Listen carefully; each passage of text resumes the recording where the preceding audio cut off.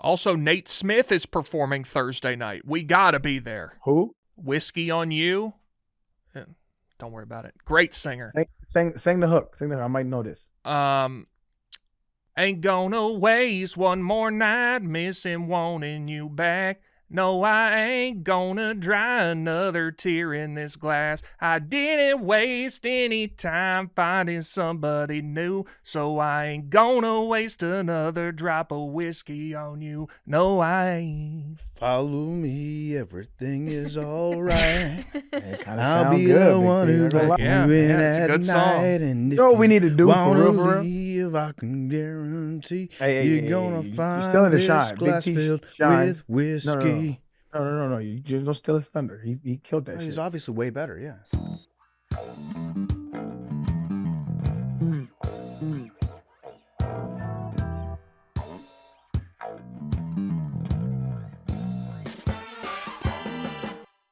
Welcome back to Nanodosing. It is Tuesday. It's December 16th, and today's episode is brought to you by our great friends over at Game Time.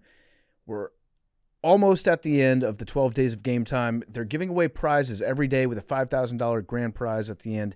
If you still have not entered, go to 12daysofgametime.com. It's free. It only takes a few seconds.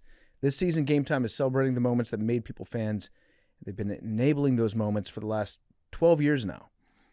With Game Time, you can get tickets to concerts, shows, you get tickets to sports events, college football playoff coming up, NFL playoffs coming up, NFL regular season games, Christmas games, and it's all there on Game Time. Big T, there's some great games going on this weekend. Some fantastic games. Which one do you want? Which one do you want? You want JMU? Tell me what it costs to get into Autzen. Going up to Eugene. I can get you in on Game Time for $108. I would love to go. If you're in the area, if you're going to the game, be my eyes and ears at Autzen Stadium. Give the duck the bird for me. Go to 12daysofgametime.com. Get a chance to experience one of these moments. 12daysofgametime.com. Check it out. Okay, we're back. It's Nanodosing. Big T, I have a question for you right off the bat.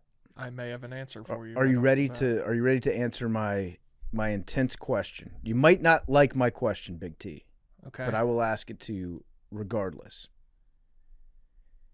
Did Fernando Mendoza win the most uninspiring Heisman Trophy in recent memory this weekend? Yes. Okay. I saw Big T. Listen, love him or hate him, Big T is going to have his opinion. He's going to stand behind it. I saw a lot of Indiana fans. I can't fathom that people were mad about that. I saw a lot of Indiana fans were not happy with the fact that you called it the most uninspiring Heisman Trophy in recent memory. Which they must not have read it. Virtually the only opinion in it was when I said I love Fernando Mendoza and think he's a great player. The rest of it was barely opinion. You did say, let me firstly be clear. This is not meant to be disparaging to Mendoza in any way. Correct. Do you think that is a little bit at odds with the headline of the not most at all. uninspiring Heisman Trophy? Not at all. Okay. Nobody talked about the Heisman really throughout the whole season because all the focus now is on the playoff. I think a lot of people didn't even we just kind of made this decision as Indiana and Ohio State played in the Big Ten championship game. They're like, yeah, screw it. Whoever wins, give it to them. That's true. There was no clear-cut favorite throughout the whole season. It kind of jockeyed between a few people. Like, it looked like it was going to be John Mateer. He gets hurt. Then Trinidad Chambliss comes on strong. Haynes King had a moment. Diego Pavia. It was never like it wasn't a big deal throughout the season. His stats weren't anything incredible. He's a great player. I think he's going to be awesome in the NFL. I love everything he's about off the field. And I said it was uninspiring to have an angle to the story. I find nothing. If you're offended by that, like, your brain is tiny. I like it. Genuinely, you're just not a very intelligent person. It was an interesting point. I read the article. I thought you made some good points in it. The last four quarterbacks to win the Heisman Trophy averaged more than 4,700 passing yards, 47 touchdowns, and 5 picks when they won it. Mendoza finished under 3,000 yards. He had 33 touchdowns and 6 picks. Under 3,000 yards? Yeah, he was at like 2,900 or something. Does that inspire you, Arian, or would you describe it as uninspiring? That's slim pickings for the Heisman this year. Mhm. Sounds like. Now, Big T, if you had it your way, who is the best? It's supposed to go to the best player, the best football player in the country. That's not true. Okay. The award for the best player in the country is the Maxwell Award, which I outlined in that. It's supposed to go to the most outstanding player in college football who also exhibits like outstanding character, and there's a couple other things. We've turned it into the best player. Who do you think should have won the Heisman? Who should the Heisman should have been? Probably Diego Pavia, although if you include the character thing in there, I don't know how that squares. It would have been very funny for Pavia to win the Heisman. I actually think they took that out a few years ago, but it used to be part of it. I would have voted for Diego Pavia with Mendoza second and Jacob Rodriguez third. Now, it's interesting that you would vote for Pavia, being that you were a Tennessee fan. I hate him. And I genuinely hate him. I despise him. that shows you that he probably should have won the award. It would have been very fun. The way that he would have acted had he won the Heisman Trophy, he would have turned that thing into an ice luge. There's no telling. Yeah, he would be ripping shots off it. I don't think there were many strong contenders this year. Like, in a normal year, I don't. And that's why I said, like, maybe we do the Heisman like the National Baseball Hall of Fame. If nobody is worthy of it that year, nobody gets it. And then going into the next year, we have strong intrigue in who's going to win the Heisman. It's not a bad idea either. Yeah, Maxwell Award, give it out every year to whoever the best player is. The Heisman should be Joe Burrow deserved a Heisman. Cam Newton deserved a Heisman. Did Fernando Mendoza? I don't know. Does it cheapen the award? I think the Heisman's lost a lot of its luster just generally. And that's anecdotal, but I talked to another one of my college football guys whose opinion I trust, and he concurred. Like, that used to be a huge deal. Like, I would sit down in front of the TV and watch the Heisman ceremony. Yeah. Now it's like, who really cares? Yeah, who are the finalists for the Maxwell Award? I'm assuming it was Pavia, Mendoza, Sayin, and maybe Jeremiah Love. This is like a no dub, but like it's because like it's like first round draft picks, right? When you are a first round draft pick, you are compared to other past first round draft picks, which are Hall of Famers, which are this and that, right? So like it's when you are a Heisman winner, you're compared to other Heisman winners. So in a pool of a not very good Heisman class, you get compared to other Heisman winners, which is just not very fair. Was he the most outstanding player? Probably, maybe. It's kind of hard to tell. There wasn't no clear cut. This dude is a dog this year. There just wasn't that this year, I don't think. And so whoever was going to win is going to be like, which was to your point. I agree. That's what I said. And he's a great player. I think he's going to be awesome in the NFL. Actually, I just don't. Like, it was fine. And again, a lot of this is because of the playoff. That's all anybody focuses on now. So there's attention taken away from the Heisman. It just wasn't a strong year. That's fine. I don't know why anybody would possibly be upset about that. Yeah, I think it's mostly Indiana fans. Wait, again, like your guy won the Heisman. If you want to let Big T, be my guest. Cheapen that moment. Yeah, go that says for it. More rent-free Big T. It's how it tends to be. Should we get White Boy Rick in here to debate you? And they're kind of new anyway, aren't they? Indiana football fans. They're kind of new, aren't they? Yeah. Do you want to text White Boy Rick? Just see if he's free right now. Sure. I would like to have this debate because you know why I want to have the debate, Big T? I think you're right. Me. I think you're right. I know I'm right. Mendoza, I think he probably deserved to win the award. I don't have White Boy Rick's number. Credit to Indiana football. Credit to Sig. Credit to Mendoza. Great season. How did he become White Boy Rick when that can be applied across the board to Barstool employees in general? How did that happen? It's his Twitter alias. His name's Kevin. It's a fair question, Arian. Isn't that even Rick? Nope. He had the Twitter account before he was employed here.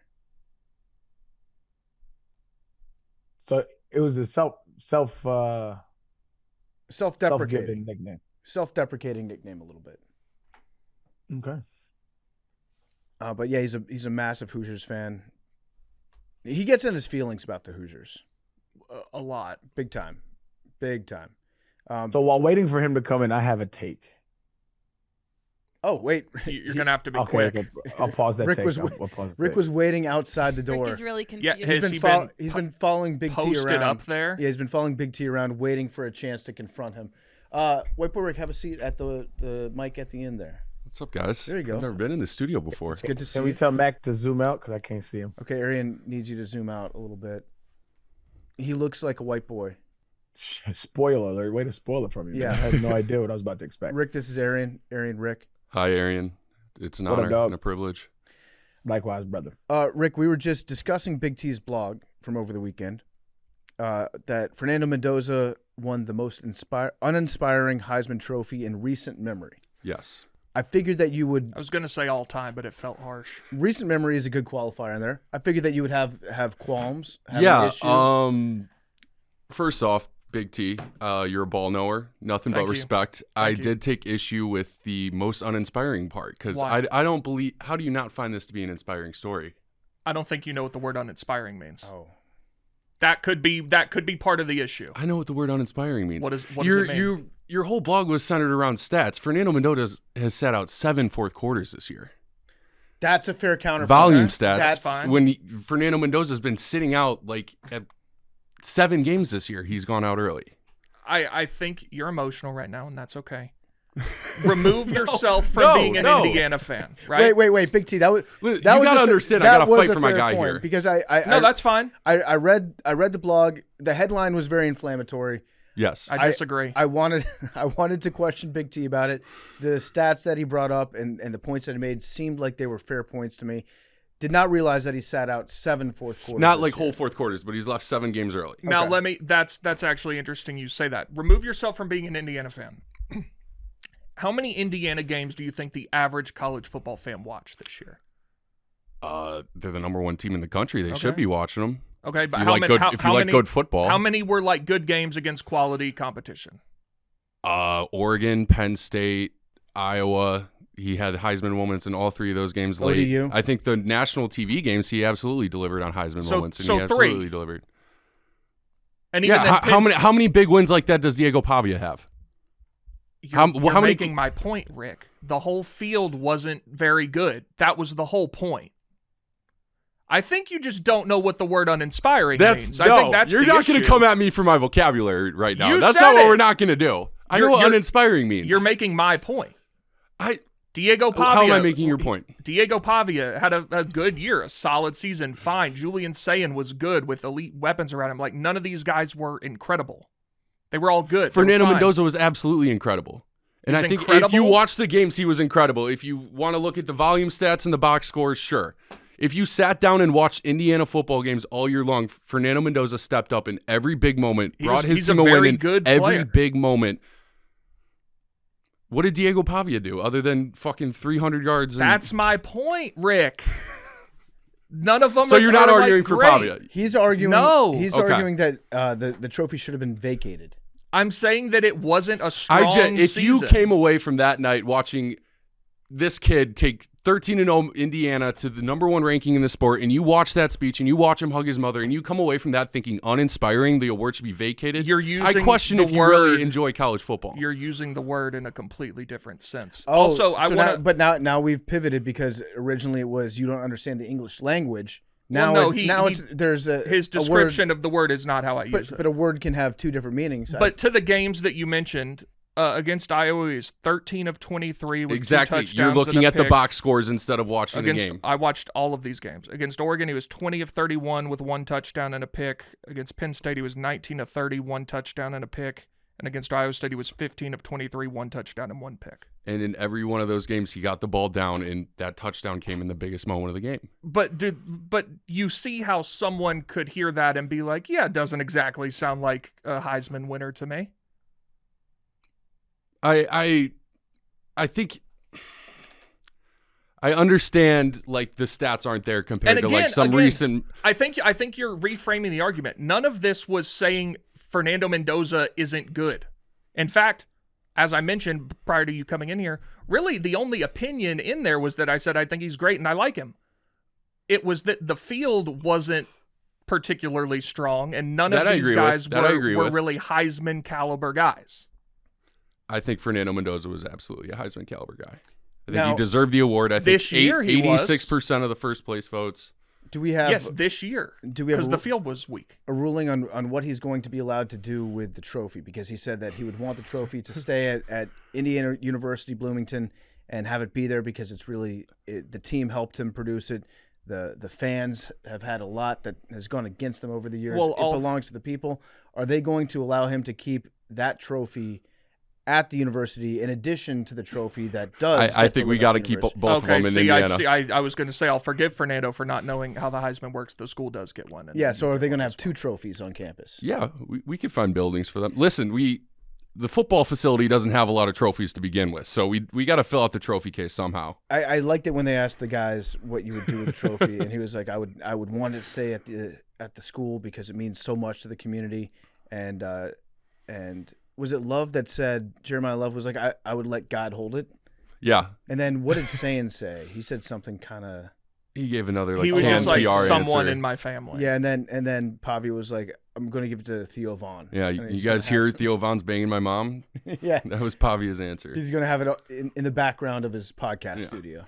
By the way, Rick, for all that he's upset, tweeted this out and had so that a bunch of Indiana fans would be like, that guy should kill himself. He should.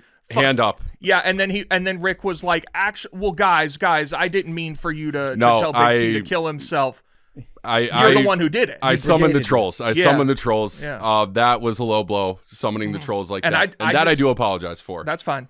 But yeah, none of this was saying Fernando Mendoza sucks. Like I think people, nobody read it, which was the first thing.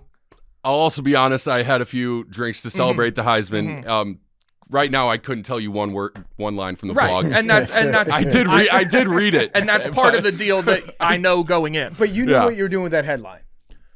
The headline. Admit you knew. You knew what you were doing. Let me ask you something. Let me ask you something. You've blogged. I have. If I write Fernando Mendoza wins the Heisman, how many people click on that? Well, no, you can include something about the opinion contained in the blog. Fernando Mendoza wins the Heisman in an objectively down year for Heisman finalists. That's saying the exact same thing in a worse way that makes it sound. Well, I'd have to workshop the headline, but when I see most uninspiring, White Boy Rick could be right. That could be interpreted as saying it was uninspiring in terms of like not an inspirational story. Let's look up the definition to uninspiring. Okay. It means not inspiring. I can save you a click. Something or someone that does not make you feel excited, interested, or motivated. It implies a lack of special, exciting, or original qualities. Okay. But that could be a relative quality as well. Like I'm not inspired by it, but somebody could be motivated. I'm not an Indiana fan. I'm because I didn't really watch it. Correct. I would expect Indiana fans to love it. I got to fight for my guys here, too. Right I'm not looking at this objectively. He inspired you to write this blog. And thank you for saying that. Yeah. He inspired you to have a take on it, to write this blog. No, he didn't. It's just part of my job. How often are you blogging on Saturday nights at 7:02 p.m.? During college football season, every single week. Okay. He inspired you to write the blog. If I could have been chilling at my house and not writing about Fernando Mendoza, I would love to have done that. They don't boo nobodies. I guess in this case you're not, but they don't. What are you mad about now? How do you not enjoy the Fernando Mendoza experience? How can you not just root for this kid? I said I think he's going to be a great player, and I like him a lot. Okay. Read the paragraph about what I said about Fernando Mendoza at the beginning. Let me firstly be clear. This is not meant to be disparaging to Mendoza in any way. I think he's an outstanding player who's going to have a great NFL career, and I love everything he's about off the field. I also very much appreciate his win sparing us from the insufferable antics that would have been foisted upon American society had Diego Pavia won. That sounds like a full-throated defense. That's a good paragraph. Full-throated. Tickling the tonsils. I disagree with one part of that. What's that? I kind of would have liked to see the antics that have been foisted upon American society. Well, somehow Javier Pavia was let out of the state of Tennessee with 2 active bonds. I don't know how that occurred, but New York City would have burned to the ground if he had won it. It would have been interesting. It would have been inspiring, correct? Would he have been an inspiring? No, nobody was good. That's the point. Whoever won it, it would have been uninspiring. Now, we were saved from it being a disgrace to the award. Okay. We gave it to a good Christian man instead of Diego, which I think was, there's an argument to be made it was the wrong football decision, but it was the correct choice in terms of. Wait, Diego's he's not a Christian man? Diego Pavia? I don't know how he identifies religiously, but I would say his behavior does not lend itself to what one would typically qualify as. We didn't go out on Saturday because we had mass in the morning. That's what Mendoza was doing. Good. So it would have ruined the integrity of the award. The integrity of the award's been lost since 1997 when they gave it to Charles Woodson. But beyond that, yes, it would have been a stain on the Heisman legacy. Instead of Peyton Manning. Correct.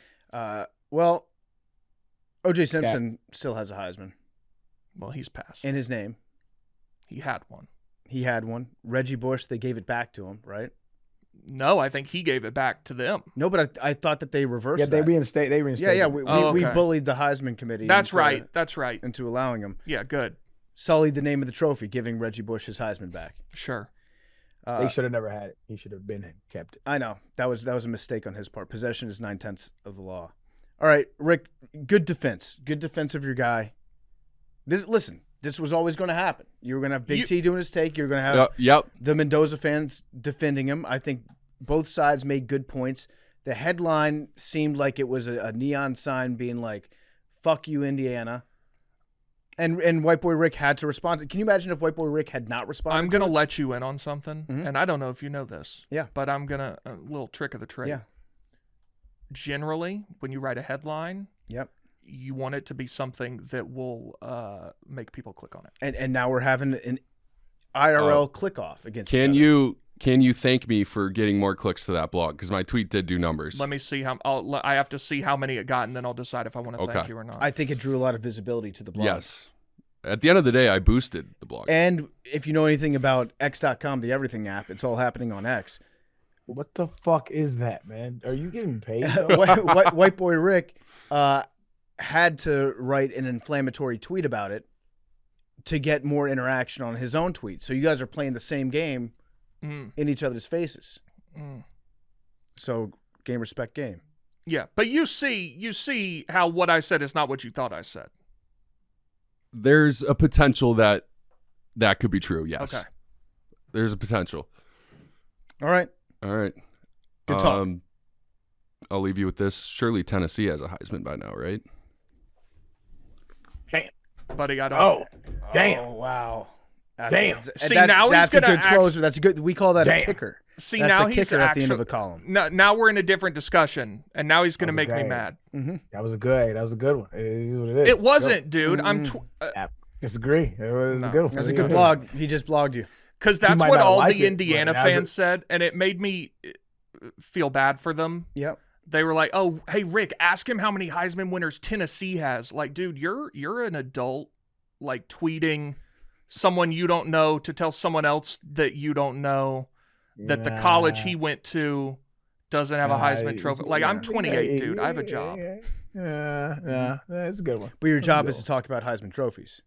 Sometimes. It's true. And the University of Tennessee. Sometimes. So I think that's a fair, clean shot by White people. The internet's just getting to a point that it's Whatever it's too much. you about to say is wrong. It's too much. To a point. That was a good debate. That's why we have debates. That's what American society is built upon. I agree. The exchange on the free market of ideas. It used to be. Okay, Dave Rubin, hell yeah. Now they'll just kill you. But Yep. You can have whatever opinion. I may not kill like what one White guy. Boy Rick has to say, but I will defend to the death his right to say it. no, I don't even take any issue with what he said. Me and Barry Weiss in lockstep. Free All right, so here's my take. Absolutionists. And Absolutely. this is coming from an offensive player. I made my money on offense. The NFL changed my life. I think we need to rethink some simple rules in the NFL. And I think one that we need to start with is forward progress. Forward progress is kind of dog shit. All right.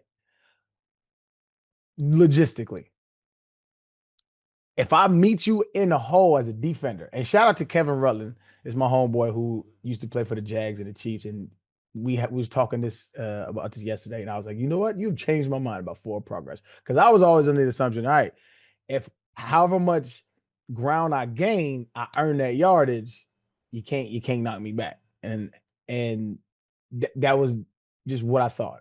And he was like, that's bullshit. Ain't nothing fair about that. He said, because if I meet you, boom, if I meet you in the hole, I automatically lose.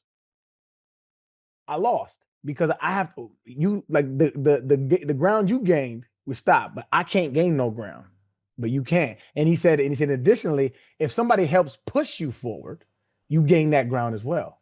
And I was like, you know what? You're absolutely right. I think forward progress is stupid. Wherever you end up at the end of the play is where you should end up. So you think someone could get tackled like a yard into the end zone? They've already scored, and then they get driven back to the 4, and now they're at the 4? Wherever you end up is where you end up. You see how that could be a little... No, because think about how many safeties, right, are taken away because of forward progress. You get him down in the end zone, but then he lunges forward at the very end. It's nonsense. And it's all done. You just said wherever you end up. So what happens if you end up forward? I'm talking about like the ball. I understand. So maybe that's a bad analogy. Yeah. If you end up there, you end up there. This is what I'm saying. Everything is always every rule and state is always to protect the offense. And so true. This one doesn't necessarily have anything to do. I guess it kind of does. No, I don't think it does. It's all like under the umbrella of let's protect the players, right? This isn't really that. You're not protecting the players right here. I think it's just you're helping the offense. We don't ever make rules to help the defense out. There's never any rules to help the defense out. This would absolutely help the defense out that says you can't just, it's not, if I meet you in the hole, he's right. It's a loss for the defense automatically. I have to go above and beyond to get a tackle for loss. I have to go above and beyond. Whereas the offense, it's not necessarily the case. I thought it was a great point by him. I think I agree with you that there's no rules that are put in place to help the defense, which is why I like the touchback rule, where if you fumble through the end zone, turnover, tough shit, shouldn't have fumbled. I like this idea, Arian. I like it a lot. I think that if once you break the play into the end zone, though, if you get in, you have possession, touchdown. Doesn't matter where you end up. I'm okay with that one. Doesn't matter where you end up. But if it's 3rd and 1 from the 1 yard line, and the nose tackle blows up the guard, hits the running back 4 yards in the backfield, drives him back to the 10, ball on the 10 for 4th down. I agree with that. So then can you hold a guy up for 5 seconds and punch at the ball? No. If you're driving him back. Not 5 seconds. I think there's something to be said about, okay, and this could be player protection, when the ref feels like the play's dead, right? To protect like piles and legs whipping around and stuff like that, you can blow the whistle. And that could be a conversation of how soon can you hold a dude up, right? I'm okay with that conversation. But as far as if I gain ground and the defense pushes me back, wherever I land, that's where I'm down. I think you get like 2 seconds max. Okay. That's a long time. It is. I'm trying to think. Okay, I go into contact. 1,000, 1,000. That's a long time. I mean, I'm okay with this, right? And this is a player safety thing, but like I said, I always want my sports as violent as possible. I'm okay with never blowing the whistle until the man is down. I'm okay with that. I would like to see that, right? But I know people would not, right? But if y'all want to take it there, I would absolutely take it there. I ain't down till I'm down. You know that, especially fucking quarterbacks, because they are trigger happy with the whistle when a quarterback running the ball. Hate that shit. You know what'd be very funny is watching like a giant like Puna Ford picking up Kyler Murray instead of tackling him to the ground, just picking him up over his shoulder and just sprinting as far as he can get in 2 seconds. Like 20-yard loss because Puna Fireman carried him 20 yards straight back. That would be hilarious. That would be very funny. I mean that's like a ridiculous. I think in that example, I think that particular example, you could see. I understand, and that's like a ridiculous example, right? But the converse to that is the ridiculousness of the tush push. That shit is ridiculous. It's within the rules, right? But like, it's ridiculous, dog. I also don't think you should be able to push a player forward. I think that's bullshit too.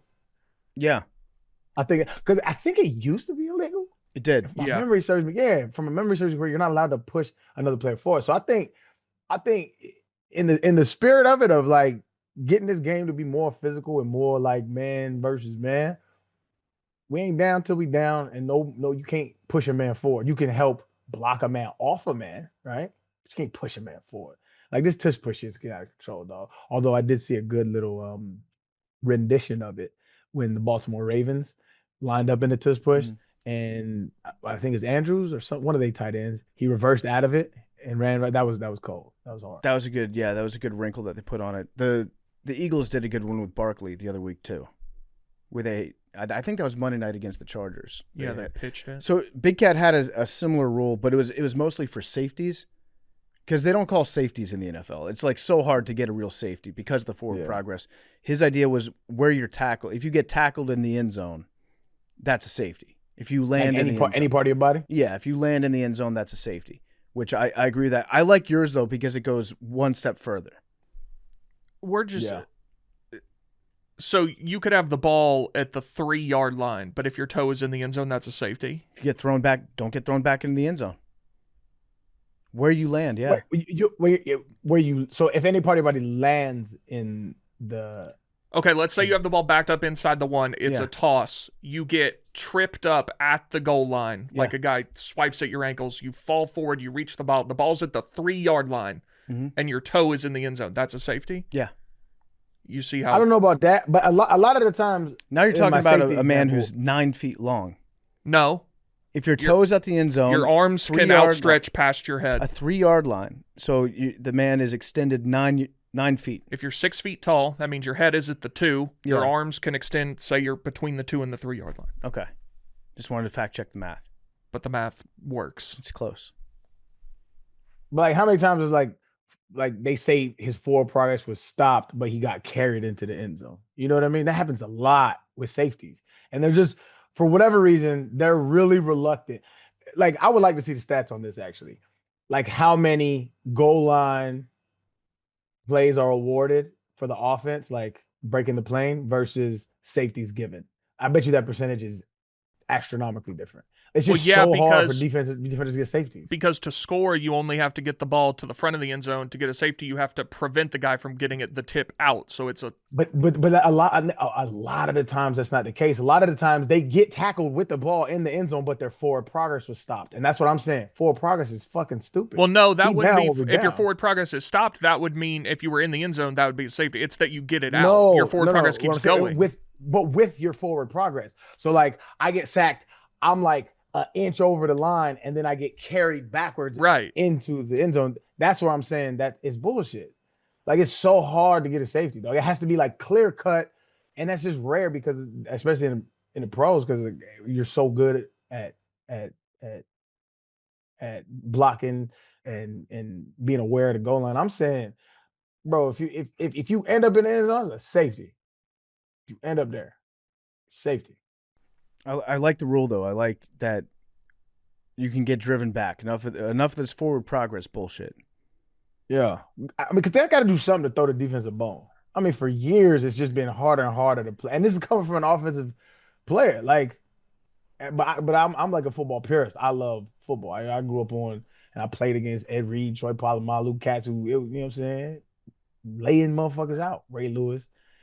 I like that football. This shit is, it can get a little, come on, fam. Arian, did you watch the Texans game at all yesterday? I did not, but Jacoby Brissett, I benched him on my fantasy team. Probably smart. It was because I mean he has carried my fantasy team. Honestly, the last I would say 8 weeks, 7-8 weeks. Yeah. This man has consistently had 20 plus points. And I was reluctant to start him against the number one defense in the NFL. And he still put up, I think, 26. Yeah. Luckily, I put my GM hat on, saw that Brock Purdy was coming back from an injury after a bye. And against a lackluster defense, he got me 31. So, it's just great GMing by me, but he surprised me. So he's going right back in that starting slot next week, I think. Brissett's going to get his. He's going to throw the ball 40 times minimum every single week. And he's got some good players. They can't run the ball. They don't really pretend to run the football in Arizona. I don't really know what they're doing. But, the Texans look really good. The 49ers, I just put $1,000 U.S. currency on the San Francisco 49ers to win the Super Bowl. I did. 49ers win the Super Bowl. I did it because At what odds? I believe it was 18 to 1. It was about 20 to 1. Let me look it up. Facts matter when you're reporting this type of stuff. For Hashtag sure. DK partner. Hashtag gamble responsibly. 1-800-GAMBLER. 22 to 1. 1,000 to win $23,000. I think that the Niners have had a season from hell with injuries again, as they always do. But they're a really fucking good football team right now. Brock Purdy is finally healthy. He had a toe injury that he pretended did not hurt. They tried to keep playing. Then Mac played. He got hurt. He tried to pretend that he wasn't hurt. Kyle Shanahan is a great coach. Christian McCaffrey's run the football and catching it like he used to. Trent Williams and that offensive line is still moving people around. The defense has managed to put together, I think, a pretty decent starting 11 considering all the injuries they've had. They don't sack the quarterback, which is a problem. But I trust Kyle Shanahan. He's a very good postseason coach. He's gotten to the Super Bowl in the past. Every time the Niners are in the playoffs, they make it to the NFC Championship game. And at that point, I'll have at the very least a nice little cash out spot if they get that far. And I think that this Thursday, it's the Seahawks and the Rams.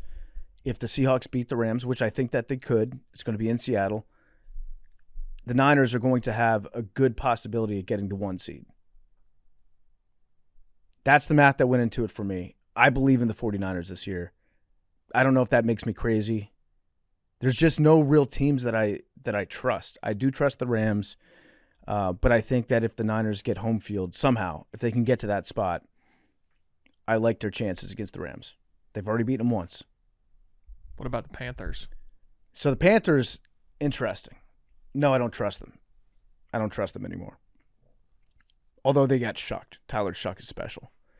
The Panthers are a very they're a surprising team. I think they're a well-coached team. Excuse me. I think they're a well-coached team. I think they're limited as to what they can do in their passing game. Their defense is good, but I don't trust them. In fact, now I've swung back. I think the Bucs are going to make. I think they're going to win that division again. Going into this weekend, I thought it was going to be the Panthers, but I think I only trust the Rams. But if it comes down to who's got home field, then I think I'm going to go with the Niners. Riddle me this, riddle me that. The Eagles, do you trust them? No. Do you trust the Bears? No, but kind of. Do you trust the Lions? They're not in it right now. The opposite of the Bears. Yes, but kind of no. That makes sense. That makes actually perfect sense. You see what I'm saying? Yeah, 100%. Yeah, I get it. The Packers. Yes. Even with Micah Parsons out, Watson out. I hadn't considered Micah Parsons. But still. How long is he out for? He tore his ACL, I think. Yeah. Is that confirmed? Okay. Yeah. But it seemed like it. And Parsons, I think he's got a shoulder or a collarbone. Do you trust the Tampa Bay Buccaneers? Hell no. Do you trust the Panthers? No. Do you trust the Rams? Yeah. Do you trust the Seahawks? No. 49ers?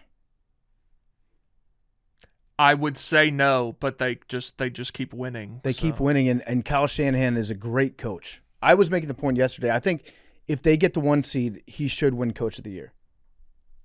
Given what they've been through this year. Not Ben Johnson?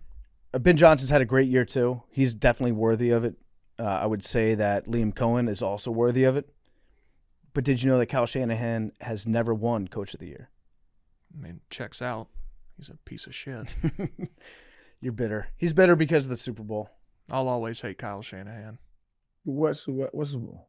51. Falcons up 28-20 with 3 minutes left. We get down inside field goal range, and he's throwing the ball.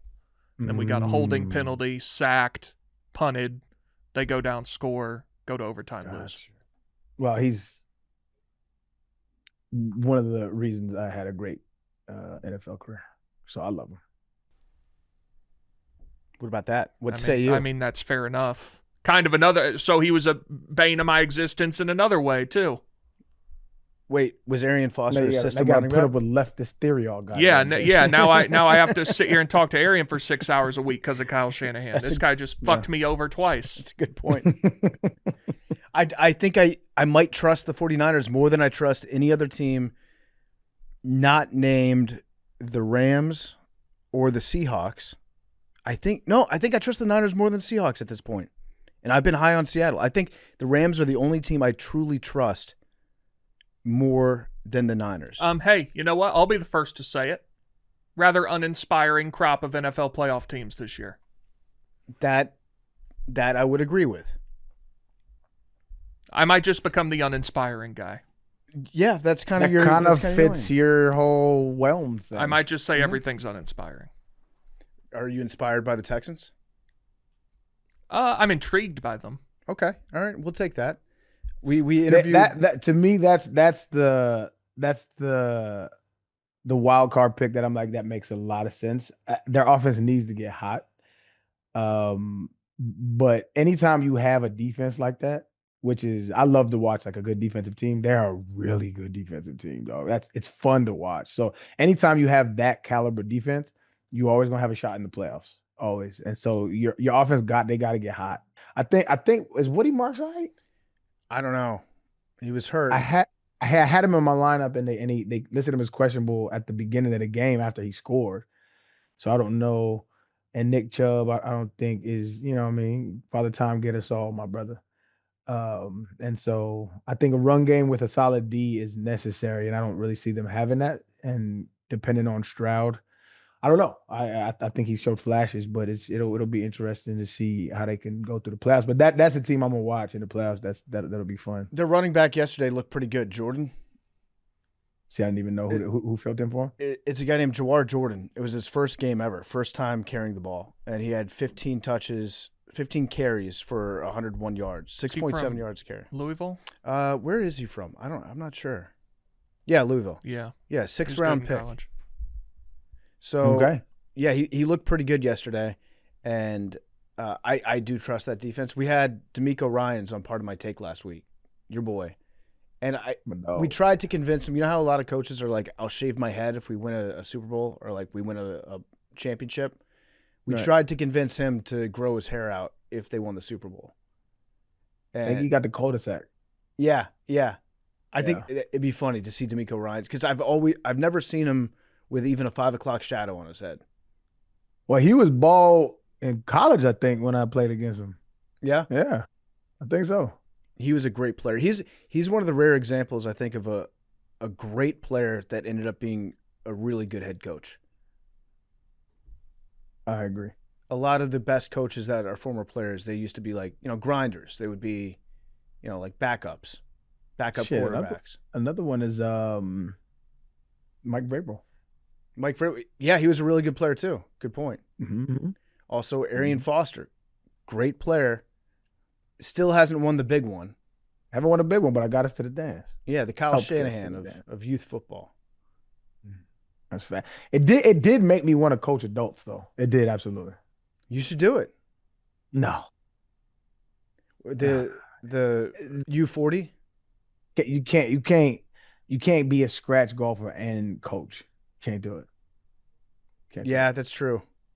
It's way too much time. Did you see your boy LeBron in pregame warmups? I think it was last night.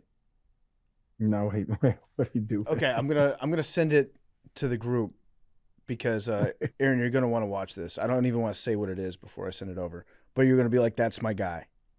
That is my guy." All right. No, you're actually gonna love it. Big T, talk amongst yourself while I send this over. Do I have anything else? Under this light, your beard looks super red, dog. I don't know if I love that. That's what it is. It looks normal to me. Oh, let me. Arian, can you see my hat? Can you see the logo on my hat? It looks like either a donkey or a rhino. It's a donkey with a stick of dynamite in his mouth. It is the logo for the Colorado School of Mines ore diggers. Okay. And we were watching a football game, and somebody, I forget what, I want to say maybe Miami, has a player who transferred from the Colorado School of Mines, and Blutman was telling me, it was like, they have a sick logo, you should look it up, and I did, and I was like, I need a hat with that logo on it. And what do they, what sport? They have he played football, the guy that transferred to Miami, but I'm sure they have all sorts of sports. I think it's like a really good academic institution. Yeah, it's like one of the best engineering schools in the country. Okay. Shout out to the, what is their name? Colorado School of Mines. Ore diggers. Or the ore diggers. Mm-hmm. Okay, I'm looking at this LeBron clip. He's got the bug. He's got the bug. He's got the bug, I get man. spotted a mile away. LeBron during the game last night. It wasn't in pre-games. It was during the game. He was standing at courtside. Who wrote this tweet, man? I'll forward that to our internal department for review. I'll flag Fuck that. whoever wrote this tweet, man. Let me tell you why. There's a chance it's White Boy Rick. It could be White Boy Rick. Well, bring his ass back in here. Get him back in here. Wait. Before we do that, are you referring to it saying this fuckery won't go on much longer? Yeah. You know that's a reference to an old Twitter joke, right? No, I'm not that online. Okay. There's a famous tweet from I forget when it was. It was probably like 2013 or 14, and it was like, LeBron's 32. Thankfully, this fuckery won't go on much longer. And we are 8 years later. Got yes. you. Okay. So that's a joke. Also, I don't think it would be. You. It might not be White Boy Rick, and if it was White Boy Rick, it was said in a very complimentary way because he is the biggest LeBron guy that we have. Gotcha. I understand. I understand. You might call him a meat writer. He might. He could be a meat writer. That is the meat of Barstool. I've noticed over the years. It's clickbait that is clickbait that is mostly in good nature. That's fair. Yeah. But to get to the LeBron shit, I love that he's caught the bug. I think that his so he's right now looks like he's struggling with what I struggled with for a while, which is in my backswing, my shoulders are very parallel to the ground. You want to be angled towards the ball. So you want your shoulder plane to be angled towards the ball, gets way more depth in the backswing. And when you transfer and then that shoulder rotation happens, you can get much more force. So he's losing a lot of distance right now and a lot of accuracy. I'm sure his problem is he comes over the top. I haven't seen his swing full out yet, but I'm pretty sure he comes over the top. Yeah. So what we're talking about is LeBron courtside working on his golf swing, taking reps. Yes. During an NBA game. That is the surefire sign of having the bug when you're working on your swing during work. Nowhere near to this level, but like I was in line at TSA, and I was just sitting there, and my shit had already went through, and I was just waiting for it to go through, and I was, you know what I'm saying, just doing that, just, you know, rocking the shoulders, getting back in the slot, and the security guard just looking at me, goes, "Got to get it in, man." I was like, "Got to get it in." We'll get back to macrodosing in a second. It's brought to you by Shady Rays. Let's talk gifts. Not the kind that get tossed in a drawer, but the kind that actually get used and appreciated. The holidays are coming fast. Shady Rays sunglasses are an easy win. Every pair is polarized, durable, lightweight. They've got a ton of great-looking, high-performance styles. They hold up no matter what you throw at them, and the price is way less than what you'd expect for the quality. And here's what sets them apart. If you lose or break your shades, Shady Rays has your back. Lost and broken protection, no hassle, just a solid guarantee. So whether you're picking up a pair for someone on your list or if you're grabbing one for yourself, Shady Rays makes gifting simple. Quality built, looks great, and actually worth it. Start your holiday gifting early. Head to shadyrays.com. Use code MACRO. 35% off polarized sunglasses. Try for yourself the shades rated 5 stars by over 300,000 people. I wear Shady Rays. They've got the best guarantee in the entire business, and they're giving you 35% off. Promo code MACRO. ShadyRays.com, promo code MACRO. The episode's also brought to you by Stella Blue. Stella Blue's canned lattes are here. I had one this morning. It's crafted with 100% Colombian coffee. Each can delivers 190 milligrams of natural caffeine. It's a good source of protein. It comes in 2 smooth flavors. You've got cafe mocha. You've got espresso sweet cream. So whether you're braving your morning commute or chasing your pup, Stella Blue cans are for those always on the go. It's more than just great coffee. It's about giving back. Big Cat named the brand after his rescue dog, Stella, who inspired our mission to help dogs find their forever homes. Every purchase supports animal rescue organizations, so when you drink Stella Blue, you're not just fueling your day, you're saving a dog's life. Try the new cans today. Fuel your holiday season, taste the difference, and make a difference. All new Stella Blue coffee canned lattes, now available, StellaBlueCoffee.com. And now, more macrodosing. Also, we had some more ACL stuff yesterday. Micah Parsons tore his ACL. Patrick Mahomes also tore his ACL. And the Chiefs will not make the playoffs for the first time since he's been the quarterback. For the first time since 2014, I believe. The Chiefs are eliminated from the playoffs. I think a lot of people made the same joke today when Dylan Raiola announced that he was going to be transferring schools, inquiring about Texas Tech. Texas Tech has allegedly said they do not want Dylan Raiola. Is that true? That's a shame. Or is that just a post from... Is Dylan Raiola the dude that dresses like Patrick Mahomes? Correct, and he's entering the transfer portal, and Texas Tech needs a quarterback for next year.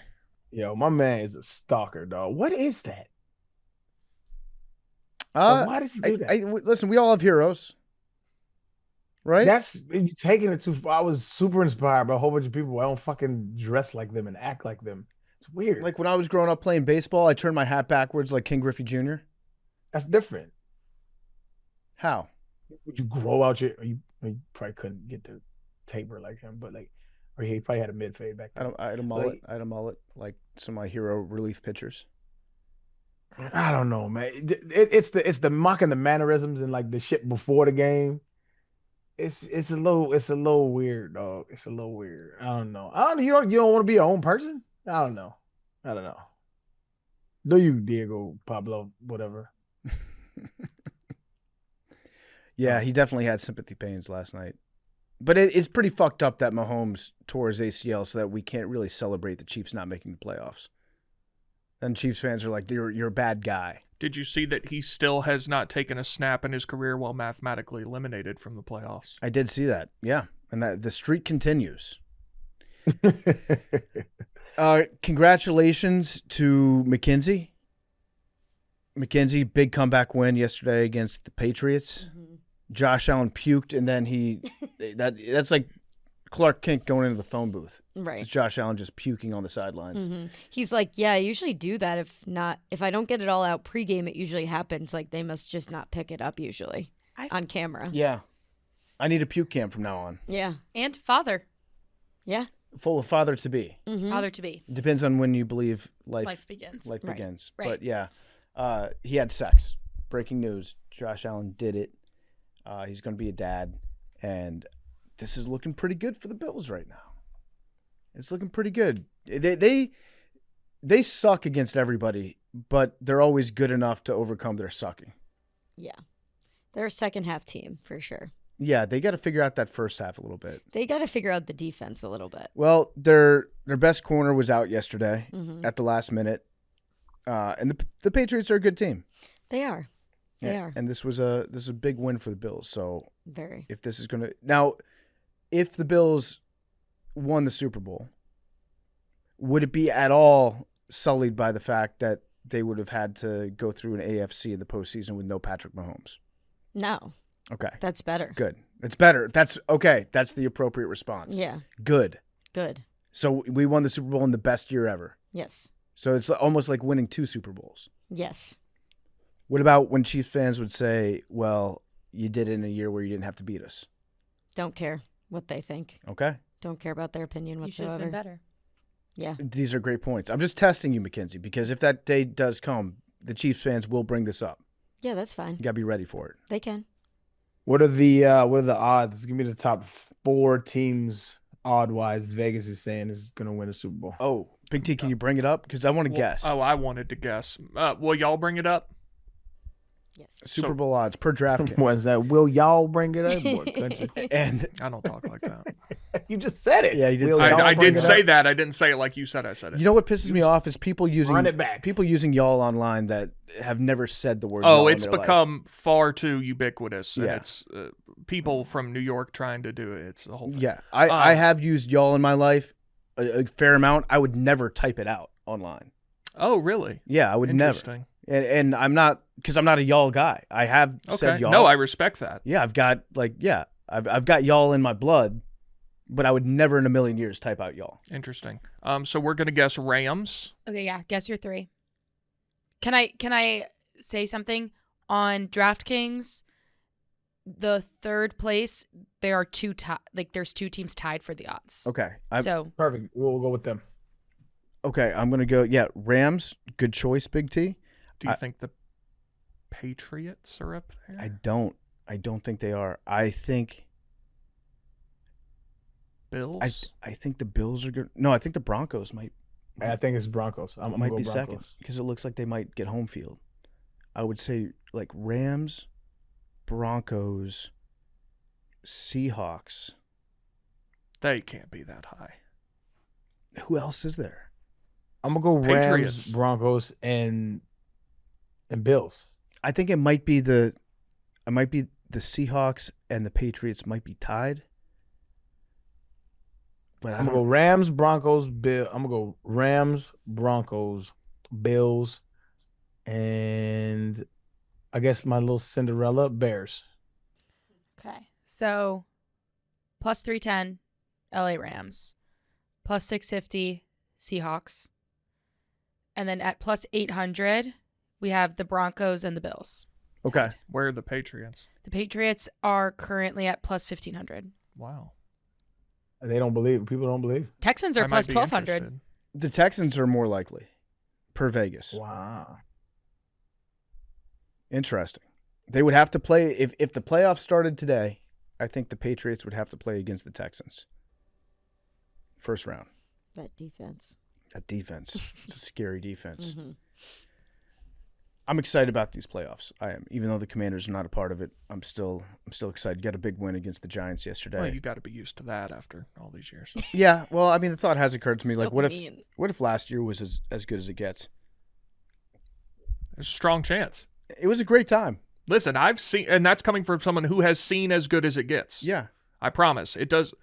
I've been up 25 points in the Super Bowl. That is as good as it gets, Mm-hmm. short of winning it, which won't ever happen. So I've seen. Did they the win top. the Dirty Bird year? They did not. Damn.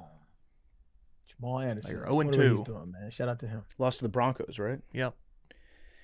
Yeah, if last year was the peak, what a peak it was. I enjoyed every second of it.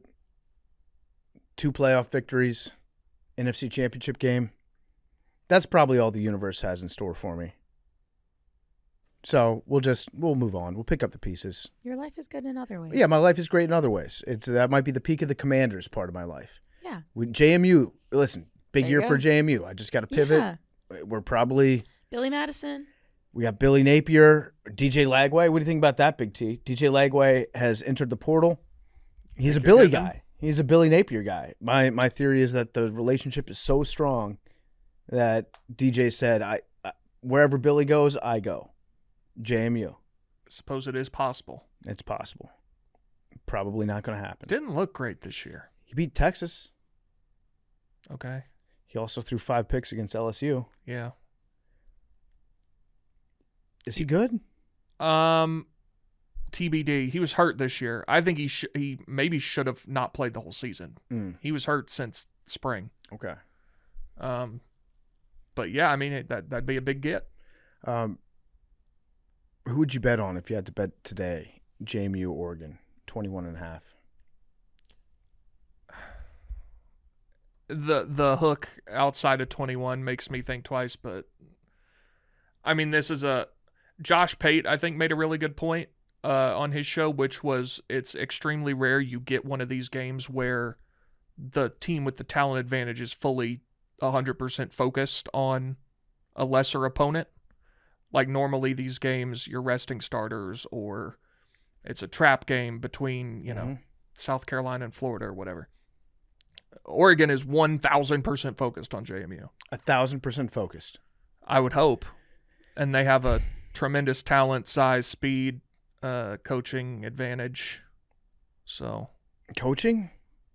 Well, just from the standpoint, Dan Lanning's a top 5 coach in the sport, but also JMU's staff is leaving. Listen, you're in the college football playoff, brother. Which was my Super Bowl.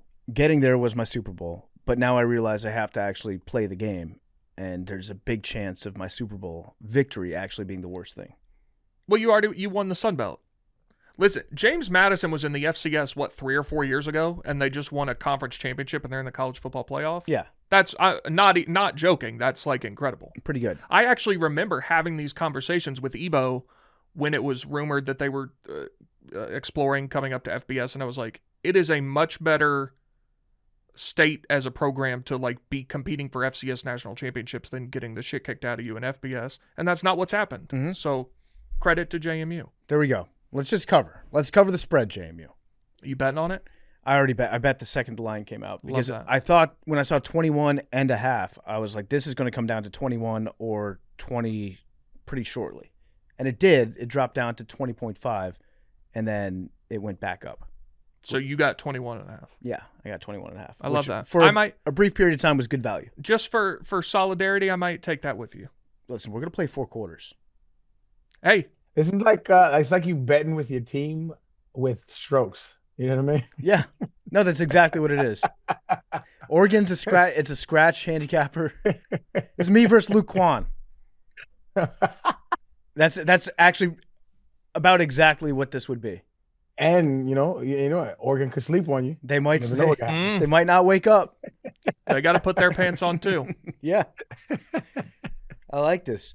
All right, we got some other stuff to talk about in the news today.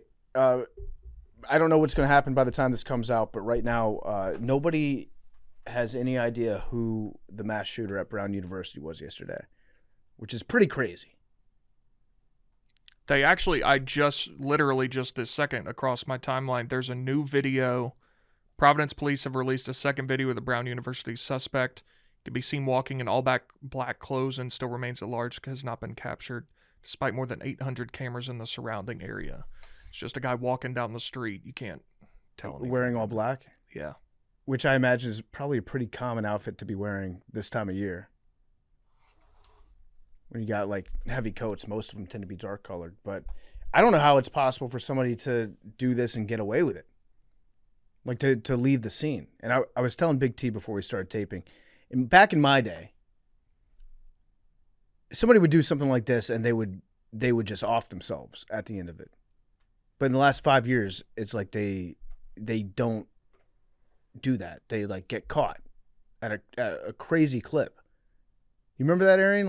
All the school shooters and shit from the late 90s, 2000s. Any mass shooter they'd pop themselves at the end of it. I don't think so. The Columbine shooters, they didn't, right? Yeah, they did. No, they did. They did? What about the Colorado? I'm thinking Colorado dude. The movie theater guy. Aurora, yeah. Yeah, you're right. That might have been the first one that I remember. But usually what happens is what about the Virginia Tech shooter? Did he kill himself? Yeah. I think so, yeah. But what would happen is they would either kill themselves at the end of it, or they would get into a shootout with the cops and get killed that way. Yeah, but it's wild. We're starting to identify the characteristics of mass shooters in America is fucking insane, and how they've changed. Yeah, now people go into this and they're like, okay, that's enough for me. I'm done. Time to get away. Wow. So how many people died? 11 people got shot. 2, I I think believe. 2 confirmed Jesus. have died.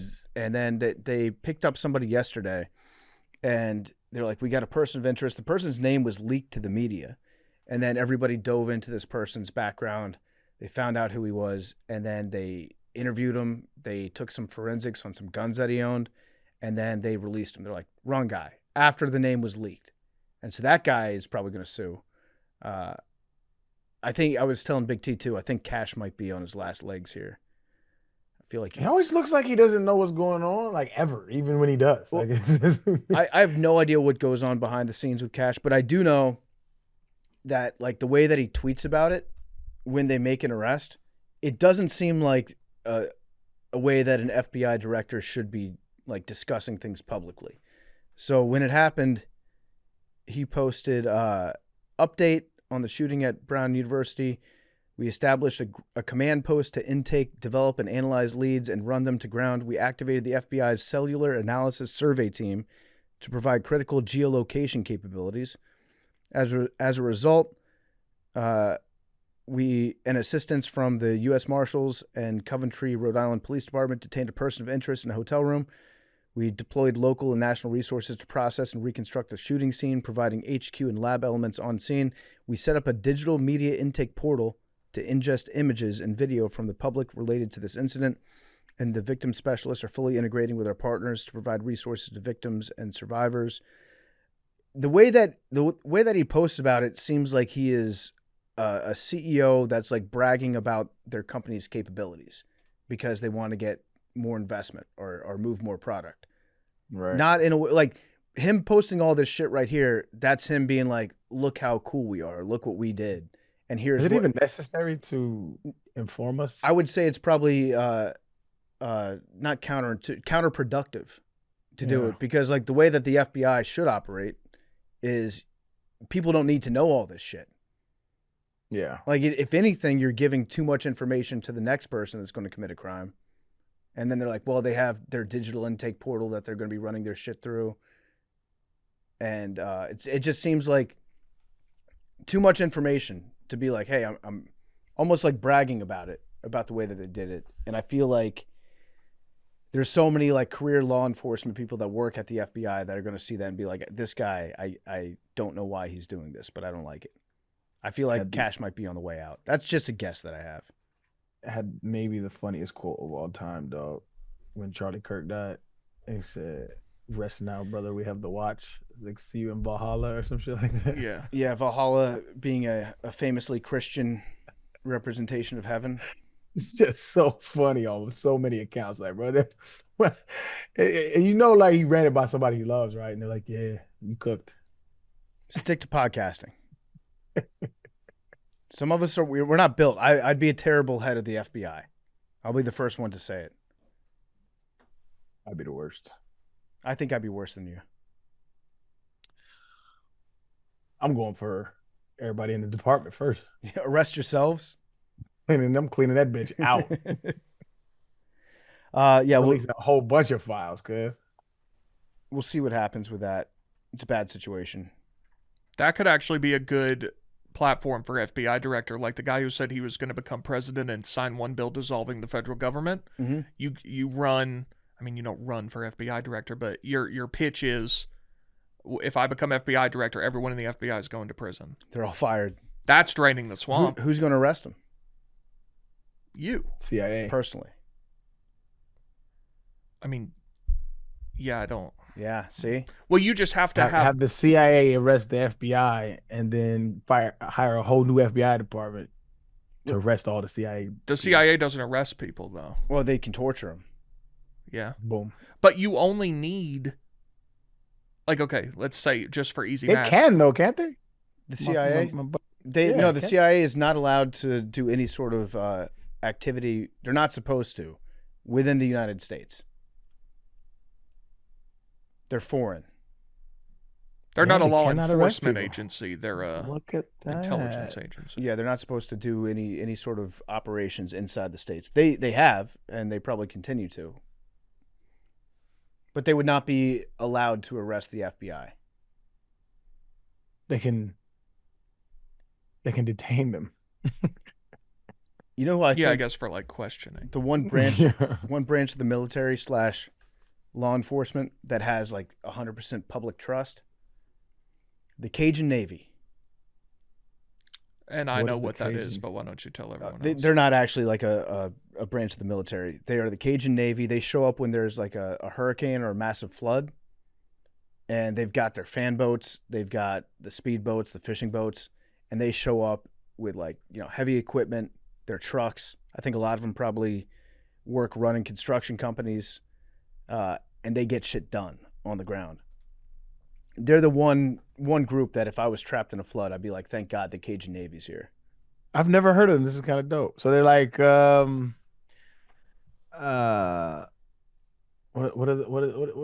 is Batman? What are they called? Vigilante? Vigilante philanthropists. Yeah. Vigilante superheroes. Yeah. But they're very well organized. As most vigilantes are. Speaking of the Navy, Big T, you watch the Army-Navy game? Always. Why did they not show the flyover? I saw you know how on Twitter, if you get a For You tweet, but then sometimes they'll go away and you can never find them again at the top? I saw someone say it was intentional for some reason, but I couldn't find it and I couldn't discern why that would be. I mean, I guess obviously it was intentional because they didn't do it, but why would they not want to? That's one of my favorite parts of the game. And they took it from us. Did you end up finding a video? I found a video that was taken from, somebody inside the stadium, which was nice. It was F-18 Hornets, Super Hornets, pretty cool, pretty standard. I was disappointed that they didn't show it. I was all ready for it. At least we got a good coin flip, though, right? I was curious if they were going to make him redo it, because I have seen them make people redo it, but you can't. No way can you even ask that question. Right. What do you think he would have said? I think he would have made a show of it. He's like, oh, we need a better one, don't we, folks? We need a better coin toss. Okay, and then the best one of all time. Yeah, and then it would have been. What if they just, we need a recount, sir. I mean, he just dropped it straight down. Well, it was you know what it was? He laid it flat on his palm and just barely tossed it up so it didn't flip at all. It looked like a fix. Who's he rooting for? I don't know. Well, they do the thing where he spends half the game on each sideline, right? So that it's to show that he's impartial. The coin flip looks kind of sus. But I mean, it doesn't matter. No, it doesn't matter. Unless you have a strong preference for, starting with the ballers. It's probably bad coin. There you go. It's probably a trick coin. And I actually think Army won the toss. I think they made the wrong call. They deferred. I think if you're a touchdown underdog, you take the ball, try to go score. Yeah, I would agree with that. Especially in a game with limited possessions. I would agree with that. A lot of passing. Everything he does is hilarious, bro. This coin flip. I heard about a flip, but I'm just looking at shit. It's so funny. And he holds his hand there. It's perfect. It's fucking. What are you doing? It was like that. That dude is hilarious, man. That anime meme with the butterfly. Yeah. That's what he looked like. Yeah, he's incapable of doing anything normally. Which we all benefit from it as consumers of content.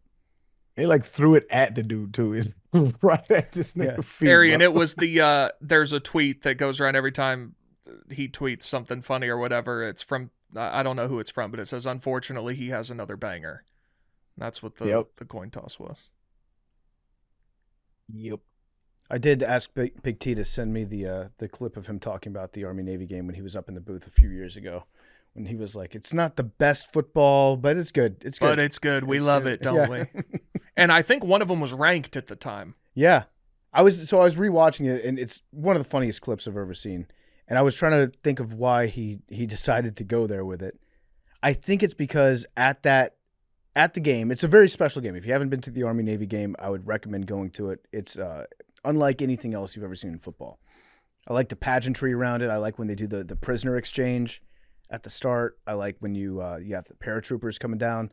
I like the singing at the end. Everything about it is fascinating and a joy to watch.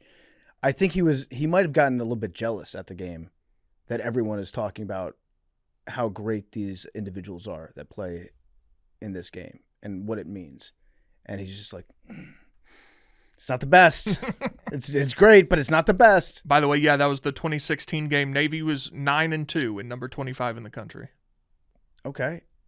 Was I at that game, or I was at the one either 2016 or 2017? This game was at M&T Bank Stadium in Baltimore. I was not at that one. I was at the one in Philly. I went in New York one time. It's awesome. If it's ever in where you live and you haven't been to one, you should definitely go. It's awesome. We got some breaking news right now. Looks like the Commanders are shutting Jaden Daniels down for the rest of the year. I think that's probably the right move. That's right. He never should have played in that game against Minnesota because he wasn't 100%. All right. Well, maybe 2024 was as good as it gets for the Commanders. Boys, no faith.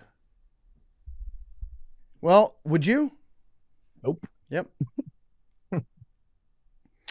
Since y'all uniforms so shitty that I feel like you can't be good until you do something about that. Agreed. Got to make the throwbacks the permanent. I think they will be. I've heard the Falcons are getting bro. new uniforms next year, and they might be doing like permanent throwbacks, kind of. The ones with the black and then the red versions of. Yeah, and they got some of them. That's top 5 to me. Top 5 uniforms all time. It's so simple. The black jersey with the old logo on the sleeve, and I don't even care if you do black or red helmet. I think they're both good. That's all you have to do. I think man, that Thursday night game, Buccaneers Falcons, that was the best uniform matchup I might have ever seen. It was great. Wait, hold on, let me see it. Which one was it? The Falcons wore the throwbacks, and the Bucks wore their creamsicle. And as soon as the Falcons were eliminated from playoff contention, Kirk Cousins said, "You know what? Let's just win down by 14 with 5 minutes left." Oh yeah, look at this. I hadn't seen the game. It was beautiful, wasn't it? It's gorgeous. This is exactly what we talk about. PFT. Yep. When two beautifully colored teams come together and just create this aesthetic sweet potato pie. It's beautiful. By the way, Arian, you know what happened in that game that we talked about recently? Falcons were down 14 with 6 or 7 minutes left. Scored, went for 2, didn't get it. Scored again, obviously went for it again. Also didn't get it. But then they ended up with the ball back one more time and kicked a field goal and won. Well, Arian was right. Yep. That is a gorgeous orange, dog, with that black and the red. That's I like to watch this game. It's beautiful. Beautiful. Love it. I don't remember if I've asked this trivia question on the show before, but if you look on those Falcons helmets, they're red and black, obviously, but there's a thin gold stripe on the helmet. Do you know why that is? I did not know this. No. It's because in 1966, when the team was established, they said they were going to have the colors of both the University of Georgia and Georgia Tech. And then at somewhere along the way, they just completely disregarded Georgia Tech. But they kept a thin gold stripe on the helmet to have both. I did not know that. Yeah. That's hilarious. Yeah, so there's a gold stripe on that helmet for, like, it looks out of place if you really look at it. But it does. Yeah, okay. There it is, Georgia Tech. Representation.